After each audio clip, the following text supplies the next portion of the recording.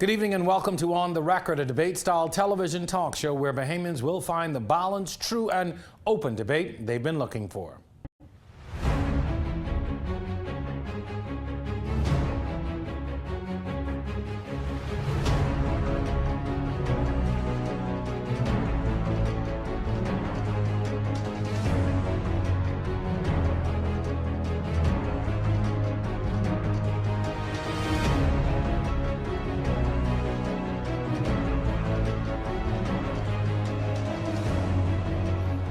The dust is finally settling and we are 1 week into governance under the Minnis regime. Since the May 10th elections, much has happened on the political scene, with a new Free National Movement government settling into office and the future of the now opposition Progressive Liberal Party still uncertain. A new era of politics has begun.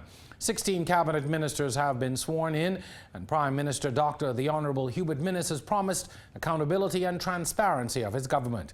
Former Prime Minister the Right Honourable Perry Christie has resigned as leader of the PLP, and former Deputy Prime Minister the Honourable Philip Brave Davis has been named interim leader. Yes, politics as we know it has shifted in the Bahamas, and the next 100 days are critical. Our topic tonight is Decision 2017, the way forward. And our guests tonight are Richard Lightburn, a former FNM Member of Parliament for the Montague constituency, and the Honourable Ellsworth Johnson, MP for Yamacraw. It's all on the record. I'm your host, Jerome Sawyer. The past week has come as a political whirlwind for many. The FNM gained 35 of the 39 seats up for grabs in the general elections. 16 cabinet ministers have been sworn in, and the former Prime Minister has resigned as party leader. Our Vonnie Toot gets our discussion started now with a recap of the week. Dr. Hubert Minnis went from ousted opposition leader to the country's fourth Bahamian Prime Minister. Nearly 160,000 voters went to the polls on May 10th, sweeping a staggering 35 of the FNM's candidates into Parliament and former Prime Minister Perry Christie into retirement.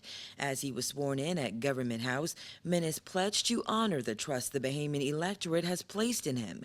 I again thank the Bahamian people for reposing their trust in my party. We will honor this trust with an unwavering commitment to good governance, the rule of law, transparency, and accountability. The 19-member Minnis cabinet includes just one woman and a mixture of new and old FNM members, some of whom have been embroiled in controversy, like new Minister of Agriculture Renward Wells, who was fired as Parliamentary Secretary in the Ministry of Works under the last Christie administration over a letter of intent scandal. Then there's newly appointed Youth, Sports and Culture Minister Michael Pintard, who resigned from the Senate and as FNM chairman over his involvement in an alleged murder for hire plot. However, Minnis sent a stern warning to his cabinet ministers. It is essential that the people's government respects and is seen to respect the rule of law. Former PLP MP Philip Kalanis has predicted a rocky road ahead for the new government, which he says faces an anemic economy and high voter expectations. The important thing is that Dr. Minnis is going to be faced with is the very high level of expectation, the high expectation that he has created in the Bahamian people's mind. And let's keep in mind that it's been 20 years now since we've had a consecutively elected government. As Minnis embarks on a new chapter in his 10-year political career, former Prime Minister Perry Christie closed the door on his 40 years in frontline politics. As tearful supporters looked on Monday night, an emotional Christie stepped down as leader of the Progressive Liberal Party and took full responsibility for his party's crushing defeat at the polls. As your leader,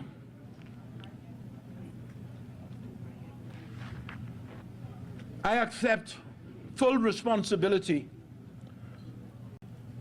for our party's defeat in the general election of May 10th, 2017. No, listen to me, please. Please. Please. Please. As your leader, I stand before you as your leader, and I declare that I fully accept the responsibility for the debate. As Christie returns to private life, many have questioned what's next for the party he has led since 1997. Interim PLP leader Philip Brave Davis says their recent loss calls for a major shift. We just have to reconnect, we have to rebuild and reconnect to the Bahamian people, have them to let them know who we are, and we have to let them take ownership of this party. And that is what we are. And we have to build upon that which we have done good. Thanks, Vonique. We are going to take a quick break here and come back with our discussion with our guests, Richard Lightburn and Ellsworth Johnson. See you on the other side of the break.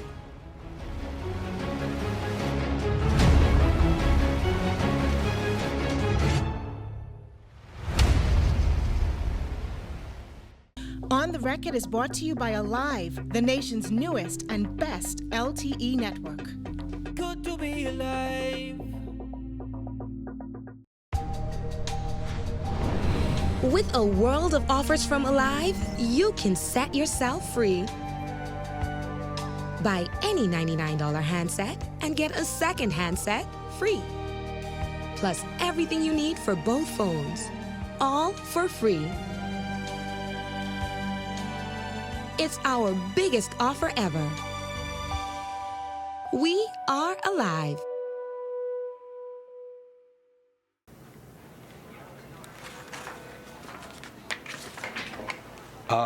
What are you doing? Calling the bank to order more checks. Go to epbahamas.com and order your checks from Executive Printers. Executive Printers. We're the authority in business and personal check printing in the Bahamas. Come in and see one of our specialists or visit us online at epbahamas.com to design and order your checks today. Get the HD Cinemax experience anywhere, anytime, and any way you want with the Cinemax Go app, free to all Rev TV subscribers. To start watching on your laptop, sign up at cablebahamas.com/myaccount. Then visit cinemaxgoca.com. To watch Cinemax Go on your mobile device, just download the app from the Bahamas iOS App Store or Google Play Store. Launch the app, select Bahamas as your country, follow the prompts, choose Rev, and sign in with your Rev My Account credentials. Now, you can enjoy unlimited access to over 300 movies updated every month with Cinemax Go from Rev. Rev. Join the revolution.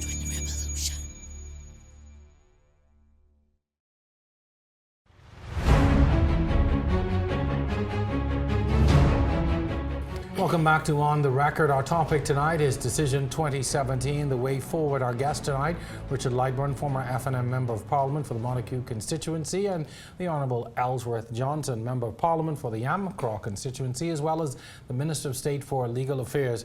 Minister, I'm going to start with you. How's it been for you? You've been only a couple of days since you've been in office and getting settled. How are things going? Excited. I'm fortified. There's a lot of work to be done.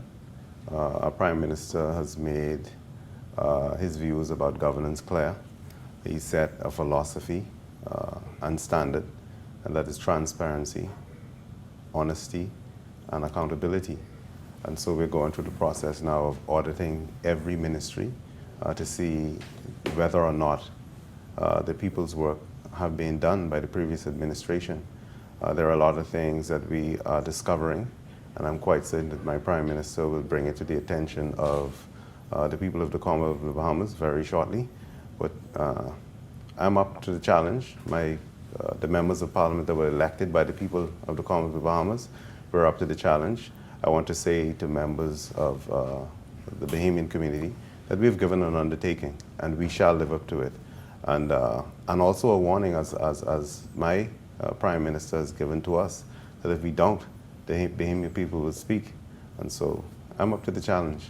I'm curious about that because, you know, we've been changing governments for the past 20 years, and I'm sure going into office that must be paramount to you, that you have relatively a short time in which to prove yourself. Absolutely. There are certain things in the campaign, there were certain things that the Bahamian people spoke to and they desired. They had lost confidence in the Progressive Liberal Party. To my mind, I don't know that the FNM has a lot to celebrate. I was in the house of a reverend gentleman. He said to me, you know, he understood the history of the Bahamas, the 80s, the drug eras, and all those different things. And he said, the Progressive Liberal Party had underestimated the conviction of the Bahamian people. And so going to the Bahamian people, they required honesty. They wanted to know whether or not the person's coming to them, not being FNM, DNA, or PLP, but whether or not we were fit and proper persons to even come to want to represent them in Parliament. And so they have set a standard. They want to know that their funds are being spent properly. They're tired of cronyism. And so that is the standard you have to live up to. They know that there may be mistakes, not too great mistakes, because we're human beings. And my Prime Minister said to all of his ministers and members of Parliament, if we don't live up to a certain standard, you will be fired. And I think the Bahamian people have been asking for that for years. When the Progressive Liberal Party first took office, that is what they said. There would be a common standard of conduct for MPs. And so as leaders, if we require a certain standard in terms of how members of this community conduct themselves, not committing crime, taking care of their families and whatever have you, we must live by that code. And my leader is demanding that, and I want to commend him for that.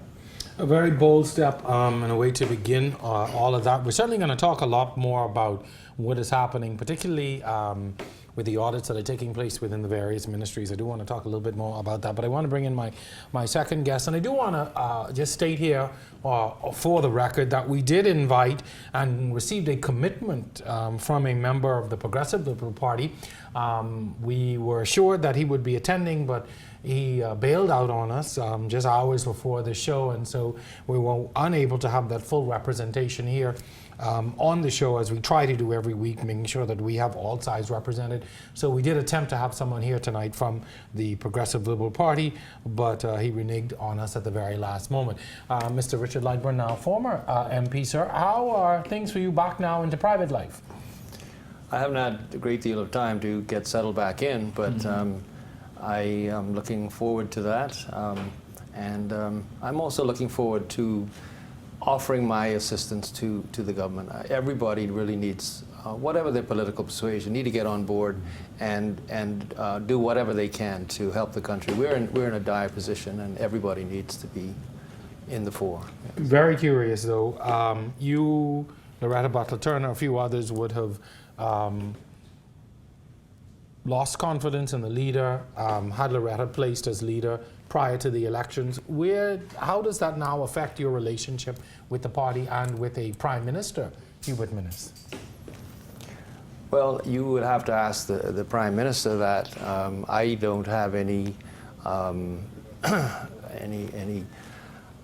issue with the Prime Minister with regard to that, and I trust that whatever issues he may have would be set aside and as we move forward. I was always a member of the FNM.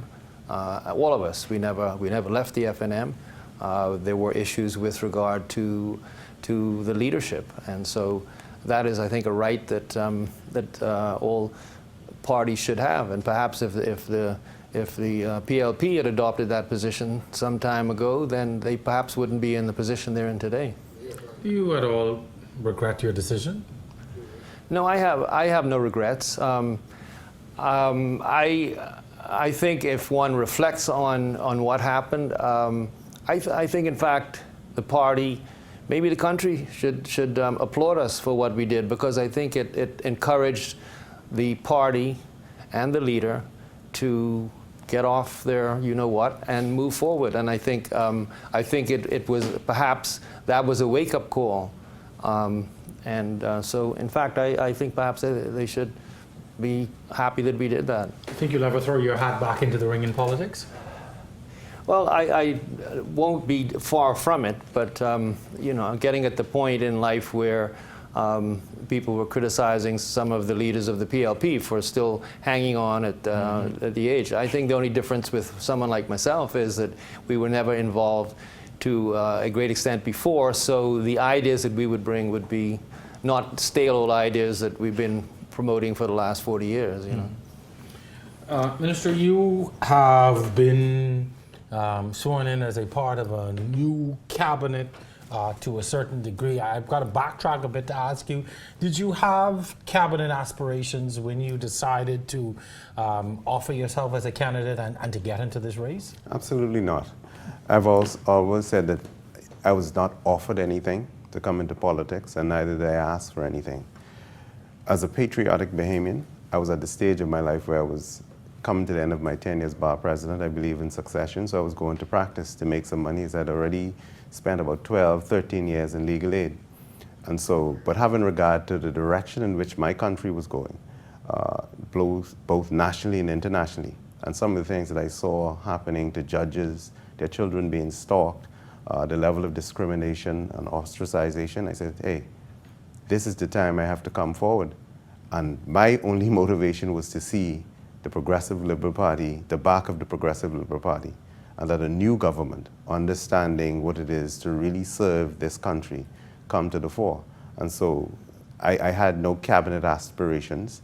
As a matter of fact, I said to some of my friends, because Henfield, who was We March, and a number of other persons, if it was not too strenuous to the Bahamian people, after we have gotten rid of the PLP, I could have gone back to my office and work. You know, it's just certain things that I don't think that this country should ever tolerate again. Right. And so that's why when I started, I sounded the alarm to my party that we have a job to do, and that we must be motivated by right things for this country. You are a part of a cadre of new young faces within the Minnis administration, but there have been criticisms for the return of some former cabinet ministers, and the one being, I guess, your senior minister, Carl Bethel, as Attorney General, Dion Folks. You have Kwesi Thompson, who has returned in a form as well. Your feelings on that? Some have said, you know, Minnis has, and the FNM, sort of campaigned on this being the people's time and a new fresh era, but we see old faces. That is within the remit of the Prime Minister. Obviously, it lends itself to what we call the freedom of expression for discussion. There's always been this discussion about the power and the extent of the power under a Westminster model system of the Prime Minister. I have every confidence in my Prime Minister. I'll tell you this, on taking office, my Attorney General has indicated to me that I have to be very much involved in all of the aspects of the office of the Attorney General, because his dream and his desire is that I will ascend to that office. So there's a succession plan. Very well, and the Prime Minister's expressed that. So you have persons like Mr. Lightbourne, who's here, who obviously has a wide resource of talent and who can assist. The effort now is to involve everybody. As a matter of fact, there was somewhat of a disarming after the elections, and I had to say to the members in Yamacraw, listen, we've gone hard at it, but there are members who are on the opposite side who no doubt can give to this country. What we experienced in the last 5 years, and even before, and to the extent it has happened before, we must take must apologize for it, is that we haven't always, as a young country, involved the talent pool in this country. So we've seen over the years, and especially in the last 5 years, a strong brain drain, and myself and Mr. Lightbourne was discussing it. The hundreds of persons, young persons and old, who are not only just desirous of leaving the country, but they're leaving. And so a part of the development plan for the Bahamas has to be, how do we inculcate all of the talent that we have, as long as it is prepared to serve the Commonwealth of the Bahamas, and use it for the benefit of this country. Ms. Johnson, we're going to have to take our first break in the show. Mr. Lightbourne, I do want to bring you in on a discussion about the new cabinet and the way forward. Stay with us. We are at the point of our first break in the show. We'll be back right after this.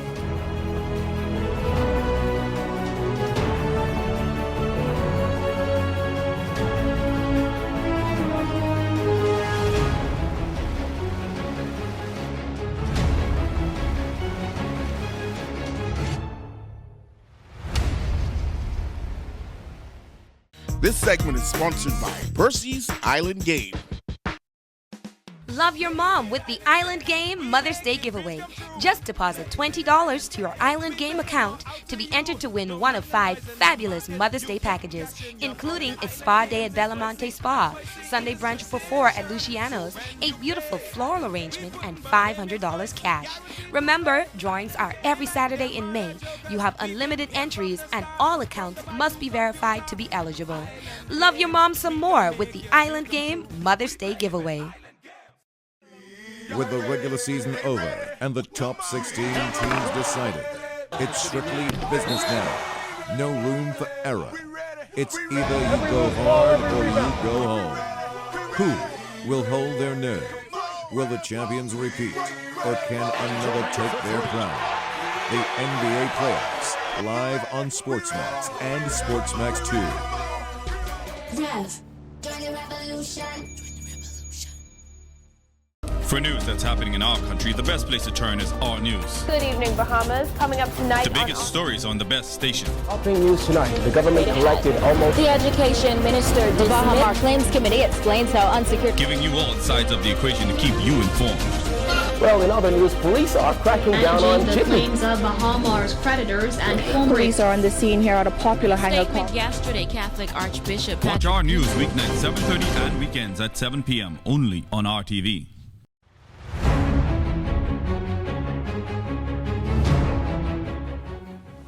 Welcome back to On the Record. We are having a post-election discussion with 2 gentlemen. One is back, not so much on the political scene, but certainly back in the discussion. Mr. Richard Lightburn, a former FNM MP now, and Mr. Ellsworth Johnson, the Minister of State for Legal Affairs. Mr. Lightburn, we started discussing the new cabinet, the new administration.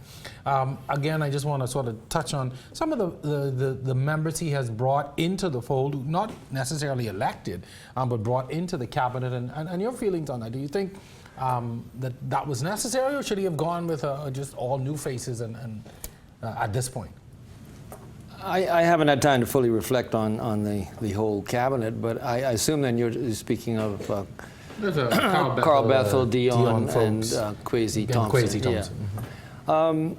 I felt that there was going to be certain amount of discussion with regard to those appointments, but I would have thought that when you look at the parliamentary experience, much less the cabinet experience of the group that were elected, that there was a need to call on certain persons to assist, and so I think from that standpoint they would be appropriate people to look to help. But as Ellsworth suggested, they seem to be grooming him to take over at some point. I trust you they won't do a Christie move on him, but I think that. I think that was probably the basis on which those appointments were made. You would have sat in the House of Assembly in the past 5 years on the opposition side. You would have been a part of many of the, if not all of the debates for the legislation that would have come forward. At what point did you really see things start to unravel for the PLP, Christie and his government? I think that it's been a gradual accumulation. I mean, the first major mistake was the numbers referendum, and the failure by the government. She said eventually was an opinion poll, not a referendum. Right. I think that sent a terrible signal to the Bahamian public as a whole, and it just gradually has just expanded the issues. And of course it became critical in the last couple of months before the election, when you had these situations where, for instance, the member for Marathon story came forward about his seeking concessions for his family members.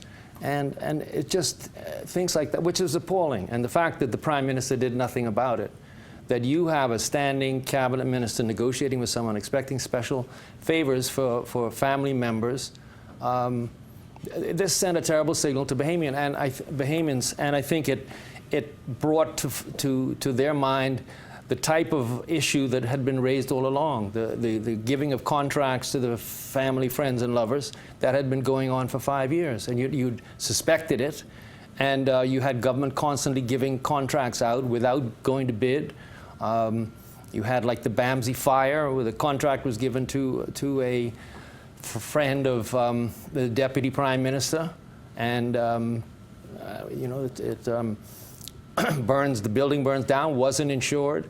The deputy misled Parliament. You know, in normal terms, you lie. You know, you don't go making a statement that the building was insured without making sure that it was before you make a statement to that effect. And I think these things just gradually accumulated. You could obviously see the frustration of the Prime Minister with his finger demonstration. The candidate for Freetown exposing his posterior and thinking that is something which was to be commended to the electorate. There's just an arrogance about the way they were governing, and I think it just all came to head at the appropriate time. So the PLP were very surprised, it seems, about the result. Although they were, you could see the frustration in Prime Minister's voice and several of his members when he would speak at rallies. There was a pleading with the people, you know, don't go register, make sure you register and vote. We don't want to go back. And that type of comment that kept coming up. I'm proud of the Bahamian people. You know, you can't go and still, as Prime Minister, you've represented one area for 40 years. And it's one of the most neglected areas in the country. And at the day before the election, you're going around handing out a brown bag with some groceries in it, and people are supposed to be impressed and vote on that basis. You promote the police 2 days before the advance poll, and suddenly you think that's going to swing those members who had issue with the government. You have a court order that they're to pay $20 million. The government's paid $20 million to the police in overtime pay that's been outstanding for years. Again, the Prime Minister goes and makes a big announcement 2 weeks before the election that we're going to pay, but only half of what you're owed, and that not until 3 weeks after the election. I mean, it just mushroomed. Every day there seemed to be some new revelation that I think the people finally got disgusted with. Do you think the opposition, you and your team, did an effective job in holding their feet to the fire enough in Parliament and keeping on them as much as you should have? We certainly could have done more. There's no question of that. You had a small group. I think we could have done better. There's no question of that. But at the end, that really wasn't what determined the way forward. I think things that we were saying also finally resonated with the public. You know, you get drowned out in Parliament. You're overwhelmed with they had whatever 28 or something, and 9 of us, and so you make an appointment. They're not going to speak, and then 5 minutes later, those members that weren't even in Parliament suddenly come and make a speech, give a speech, and they're monopolizing the conversation. So it finally got home to the Bahamian public that really we needed a change. And the things which they spoke about and the record which they were basing their campaign on was abysmal. They have failed terribly in terms of what they promised the people in 2012 and what has actually transpired in these last 5 years. They couldn't be proud of it. So you entice people with the idea you're going to give national health insurance. At this point, all they're giving you is a plastic card.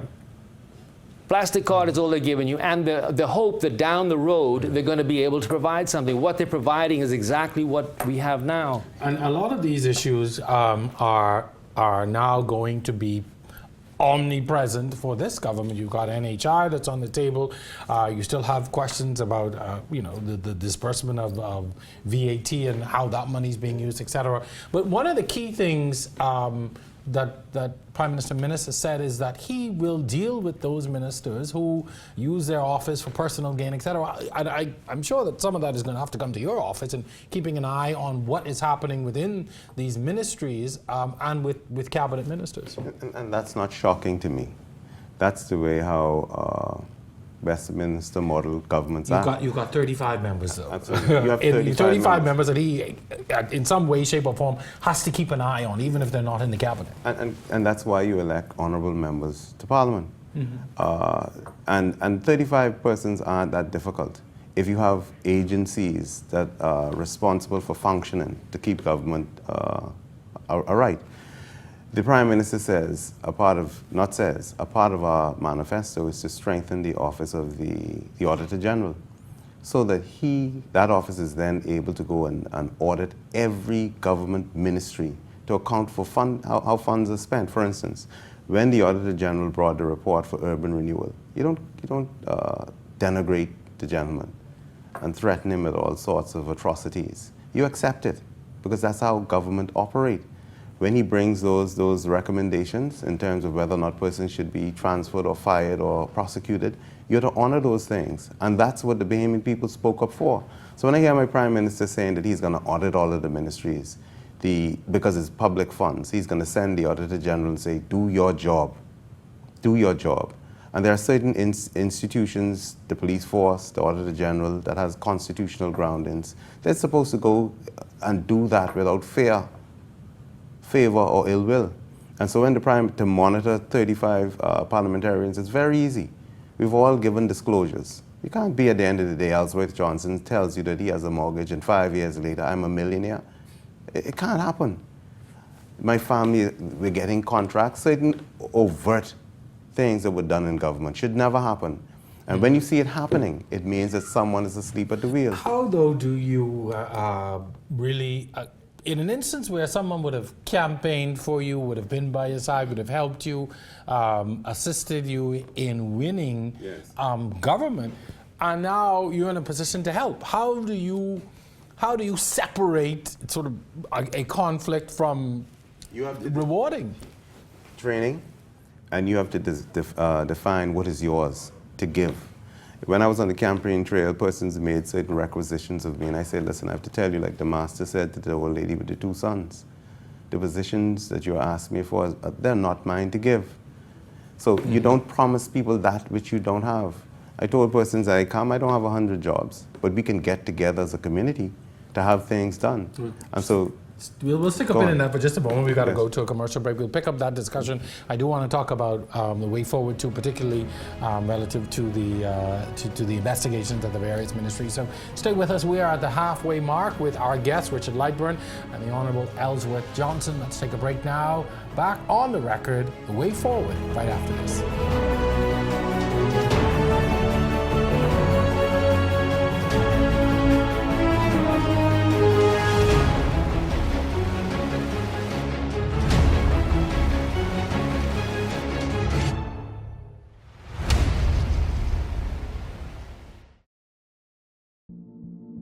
ESPN Play is here.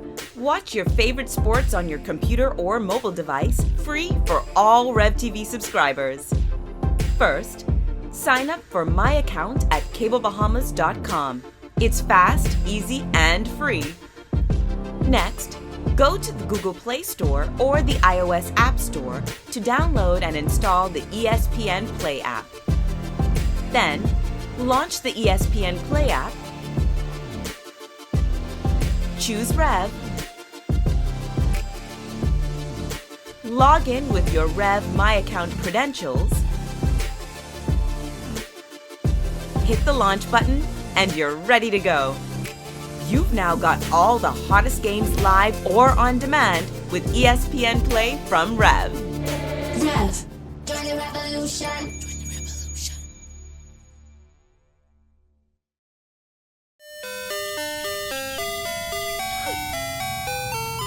Caller ID, call forwarding, call waiting, and three-way calling. Here's the scoop. With Rev Voice, you'll get more than 17 calling features for free and save $250 a year, and you can buy your kids ice cream. They'll thank you later. Cut the blue wire. Get Rev Voice. Save money.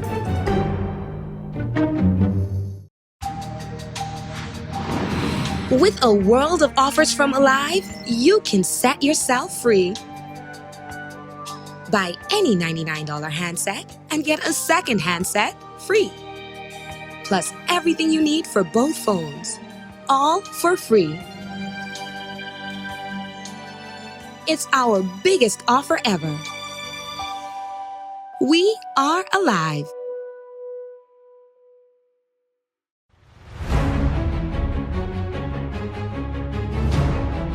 We are back with more on the record. Our guest tonight, Richard Lightburn and the Honourable Ellsworth Johnson. I do want to remind our viewers that we did extend an invitation to a member of the Progressive Liberal Party to come on and speak tonight. However, he rescinded on the offer very late in the day and we were unable to find a replacement in time. Gentlemen, as we went to the break, we were talking about sort of the way forward in terms of what the Prime Minister, and particularly your office, is looking to do going forward with some of the ministries. He's announced I could call it a forensic audit to look into some of the work to the ministry. My question is, what are you hoping to achieve at the end of the day? You're going in and looking to see what happened. What are you hoping to achieve, particularly based on some of the campaign promises that the Prime Minister would have made in terms of dealing with people who betrayed the public trust?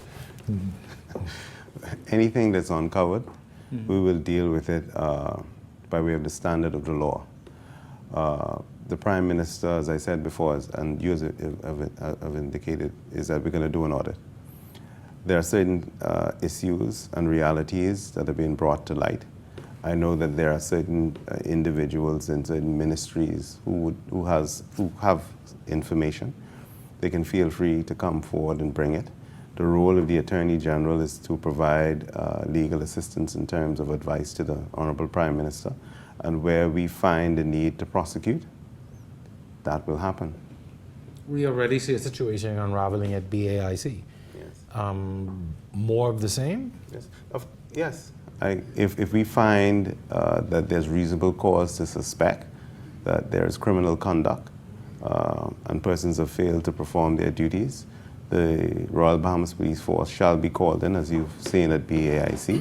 The relevant investigations shall be done, and the AG office will do what needs to be done. How do you avoid, though, this turning into a witch hunt of sorts? Whenever a government changes, there's always a lot of angst and a lot of anticipation about what will happen and who will be sent home and who will be moved, and there's always a lot of tension within government. There's a standard, and I will go back to what my Prime Minister said for his MPs: don't fall afoul of the standard. The determination as to whether or not one will be prosecuted is in the precincts of, or the decision or the discretion of the DPP. He will make that decision. And the DPP, for those who don't know what that is, Mr. Gavin Gaskin. Okay. So he will make that decision. And so the Prime Minister is putting the nation on alert. And that is what the Bahamian people require. Nationally and internationally, we've been accused of paying billions of dollars in corrupt contracts. Bahama and all of the other things that have happened, right? And I like to go back to the judiciary. What has happened with Justice Childs, appalling. And the Bahamian people want a certain standard, and they want the standard that has been set by the law. There are certain ways that you conduct yourself. And if we want to be viable internationally, if we want to cause Bahamians to have confidence in governance and confidence in this country to remain home, and for those Bahamians who are abroad to return home, there's a certain environment that they've said that they require. And that is it. And we can give them no less. Mr. Lightburn, do you think that we are, as a country, ready for this kind of reform that the Prime Minister and the Minister here are suggesting, that we're going to prosecute, that we are going to hold people accountable to the letter of the law? Are we ready for that? We always say we want change, but it is always difficult whenever a new government takes office to begin to bring these kinds of reforms into place. Are we ready for this to happen? Well, I hope we are. It seems that the public is ready for it, in fact, calling for it. So I think it's the government's responsibility to pursue it. And the cry seems to go up that, oh, this is political. This isn't political. This is someone, whatever their political persuasion, or maybe they supported no political party, but did they do something wrong? Did they do something that's illegal? Something that was a theft involved, whatever. And so everyone has to understand that this is what is expected of them. You work for government, then you abide by the law. So I don't see that there should be any fear of enforcing the law in the country. And the fact that people have been able to get away with it for years is unfortunate, but we do need to get on and have a different approach to governance. As Ellsworth said, internationally we're regarded as a bunch of scoundrels. And until we remove that air, the country is going to have grave difficulty advancing. So I support the government in doing it, and I don't think there's no political agenda involved in this. There is a legal agenda to enforce the laws of our country. It's more than just that. My government is focusing on restructuring education. Young people, they're not to be on the streets, they're to be in school. I've made no secret that I'm a high school dropout. And so we want them to go and to be productive students. And so we're going to be looking at culture, civics, education, farming, all of those different things. So in terms of, and that is what is required. And so, you know, I have a mortgage. The other day, during the campaign, I said, the persons from Bank of the Bahamas called me and said, Ellsworth, you have $350 for us. I said, thank you very much for being so kind and so courteous. But let me ask you this question. What would we be doing? Are you calling those persons who owed $130 million odd? Wouldn't the persons who live in Yamacraw, or Cat Island, or the other communities who are paying their mortgage like to know who have defaulted on their mortgages? And shouldn't we go with equal force to recoup those funds, to put them back into Bank of the Bahamas, an institution that's almost defunct? That is what the Bahamian people, that's what they ask. But Mr. Johnson, there are some FNMs who are part of that as well. If there are FNMs there, disclose their names and go after them too. I'm an FNM and they call me. So call them. So you are prepared, and you and the Prime Minister are prepared to go after FNMs. That is the standard. Let me tell you, the Bahamian people, and I said when I first started, that I don't think that my party has a lot to celebrate, because on going around, persons wanted to know, who was Ellsworth Johnson? Are you a fit and proper person? You can ask any candidate. The Bahamas had come to the point where they wanted to know, not because you're PLP, you had PLP saying, I can't support my party anymore. That's a cry. You had persons, we had to coax persons to register, to be involved. So part of the campaign is when we met young persons, like high school students, I asked them questions. Do you have any questions for me? And I got them to be a part of the debate. And so Bahamians are now involving themselves in the debate. My leaders said, you have to have town meetings. In Yamacraw, second week in June, we're going to have a town meeting. And so a part of those town meetings is to bring these issues and tell the Bahamian people how they can be involved in governance. Interestingly, you said that your party does not have a lot to celebrate. Do you accept, though, that by and large, a lot of voters voted out the PLP? Absolutely. And not necessarily voted in an FNM? When I say that because the Bahamian people want a certain standard. They want a certain standard, and they're calling the Progressive Liberal Party, the DNA, and the FNM to a certain standard. And my leader's doing that. See, there's a certain philosophy that the law requires that you stand at, right? And where it's not written in convention, this is how you conduct yourselves. And so that is where the Bahamian people are. And so to the extent, if you think that the PLP came campaigning, oh, I'm the longest living party, and they were voted out. So it underscores what I'm saying. Mr. Lightburn, do you accept that too? That in many instances that people didn't necessarily vote because they liked a candidate or they liked the FNM, but they were very fed up with the PLP and what was happening. Totally, I agree with that entirely. That's that's what the election discloses, that the people were simply sick and tired of this government. Does that not put now added pressure on minister and its cabinet and members now to perform? Because people may not necessarily voted you in because they liked you. They just disliked the other guy even more. But that's governance. That's governance. Governance is you involve the people. When we had We March and all those persons coming out, you had a general, across the spectrum, you had different groupings saying what they want. Governance and what Dr. Minnis is requiring is that governance require you to come up to a certain standard. If you go in the Attorney General's office, there's a way you prosecute, there's a way you deal with matters. If you're in education, you have to see that everybody gets a fair shake at a good education so that they can be involved in the country. And so a part of bringing people into it, bringing local government, bringing town meetings, you say you're educating the people now that there's a standard, that you're not going to fall in love blindly with demigods, but that you're going to love your country. And only what's in the best interest of your country, you're going to apply it or you're going to want it. And that's what governance and democratic governance is all about. We are at the point of our final break in the show. Stay with us. On the Record continues right after this.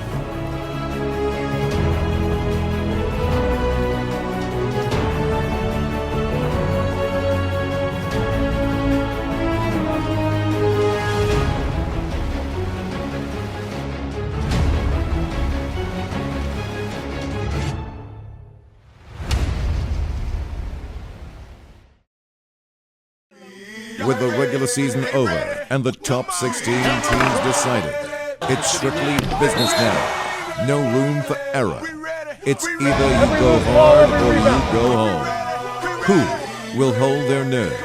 Will the champions repeat, or can another take their crown? The NBA playoffs, live on Sportsmax and Sportsmax 2. Rev, join the revolution.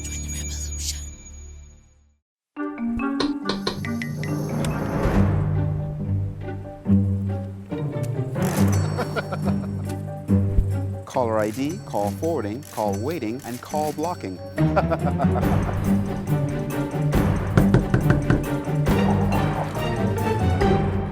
I think it's time you cut the blue wire.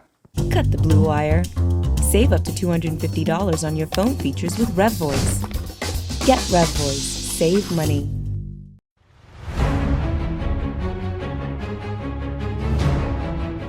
We are back on the record with our final segment for the evening. My guest, former FNM MP Richard Lightburn, and the Honourable Ellsworth Johnson, MP and Minister of State for Legal Affairs. I'd just like to say one more time that we did invite a member of the Progressive Liberal Party who had agreed but bailed out on us at the very last moment. Unfortunately, we're not in a position to espouse their side in this discussion tonight. However, I do want to bring up some things relative to the PLP. Last week, we would have, well, following the elections, just recently, former Prime Minister Perry Christie would have given his farewell speech and stepped down. Also, comments coming from now former Minister and former MP Fred Mitchell spoke to the FNM's victory, saying it was due in part to money of foreign interests and the turn of some clever phrases. He indicated that this could all be reversed in 5 years. Do you think this was the right posturing and positioning for him to take at this point? I don't think it's appropriate for him to make those sorts of comments at this stage, and really it's quite ridiculous what he was inferring. To start off suggesting that foreign interests and money and so on were the cause of the election loss. The man is delusional. The PLP are not prepared to take responsibility for their losing, and clearly they're forgetting the promises they made to the Bahamian public before the election, what they didn't do, and the constant hiccups and mistakes which have been made these last 5 years. And to suggest that the Bahamian people are going to be duped by a couple of catchphrases is absurd. Clearly, Mr. Mitchell forgets that it is his party's failures, which have caused this loss. The Prime Minister was, to a large degree, I think, responsible for their loss. A lot of them understood his failings and the fact that he should have gone when he had promised to in the middle of the term. You'd hear them talk about it in the smokers' room in Parliament constantly. They were critical of the Prime Minister, and 5 minutes later they're out there in the House telling us about their great Prime Minister, the Honourable Barry Gladstone Christie, and 2 minutes earlier they were speaking in not very positive terms about him and suggesting he should go. But none of them just had the strength of character to get up and suggest to him that he should leave. Also, at that same event where Mr. Christie would have stepped down as leader, following that, Chester Cooper, who is the Member of Parliament-elect for Exuma, Ragged Island, chastised a PLP supporter for using the race card. Seemingly a lot of references to white Bahamians also during the campaign. Do you think that that's turned a lot of people off, that the PLP continues to play that race card? I think it's appalling. They forget that really, starting in 1992, the Bahamian people finally decided to put this race issue behind them.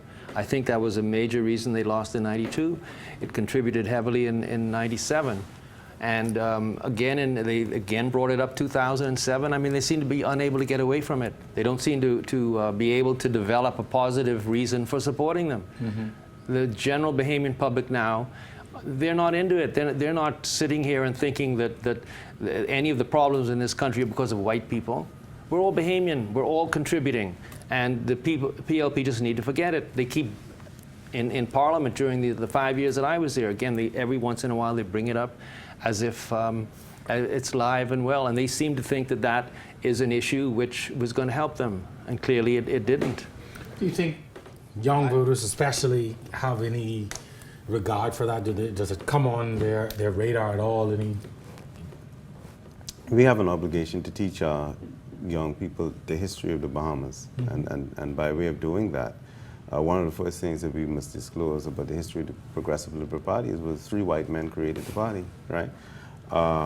Young Bahamians are interested in creating a Bahamas where everybody is treated fairly, where there's an opportunity to participate in the economic environment of this country, where they are safe. And I've had these conversations with them, not just in my community, but generally, where Bahamians are safe to do business, where their friends that they've met in university or they've met by way of cyberspace can come to the country, and their friends are white, some are black, some are Asians, they can come to the Bahamas and have a good time. Global community. We have a tourism industry. Our first industry, banking, where we have persons who come from around the world. They work in the tourism industry. They have to interact with them. They have to serve them, right? And so the least of their worries is the white-black issue. And so I think the PLP, as Mr. Lightbourne has put it, they're delusional. You can go to any number of incidents. When the Progressive Liberal Party won the government, the first place they did was they went to Nygaard Key, introduced themselves not in their personal capacity, but as ministers of the government. And they had the audacity or the gall to record it. And shortly thereafter, we got stem cell legislation. And so Mr. Gray telephoned and threatened, allegedly threatened an administrator.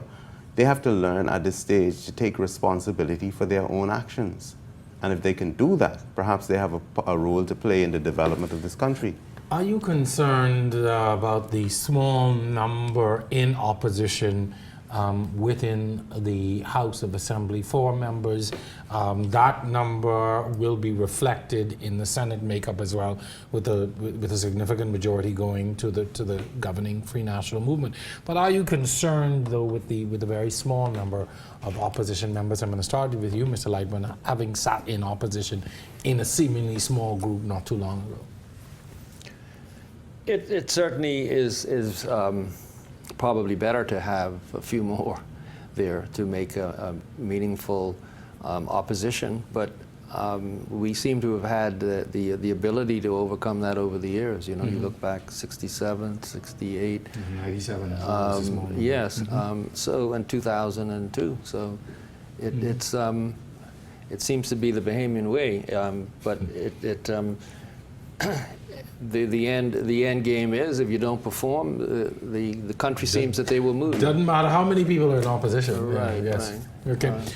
So I've got to ask you too. There's been a statement that would have come out from the Cabinet Office in reference to Desmond Bannister's absence from the swearing-in, etc. There have been some questions raised about him and his health. However, we've been assured in a statement that he had prior commitments. Are we going to see him sworn in and take office very soon? Very shortly.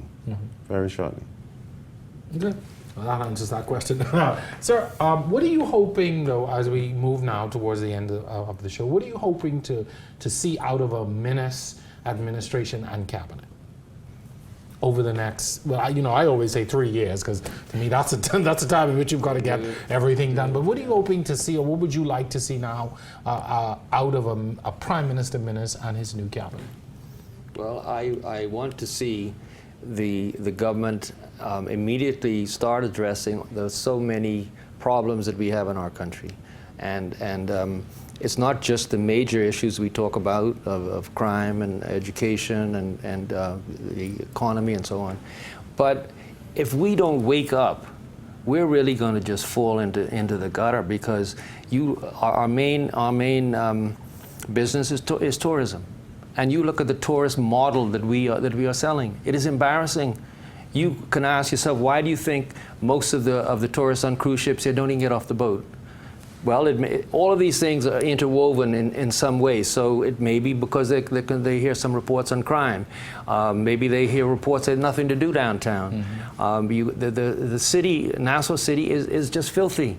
You had the government, when they came in, the previous government in 2012, they were going to renovate Bay Street, revitalize it.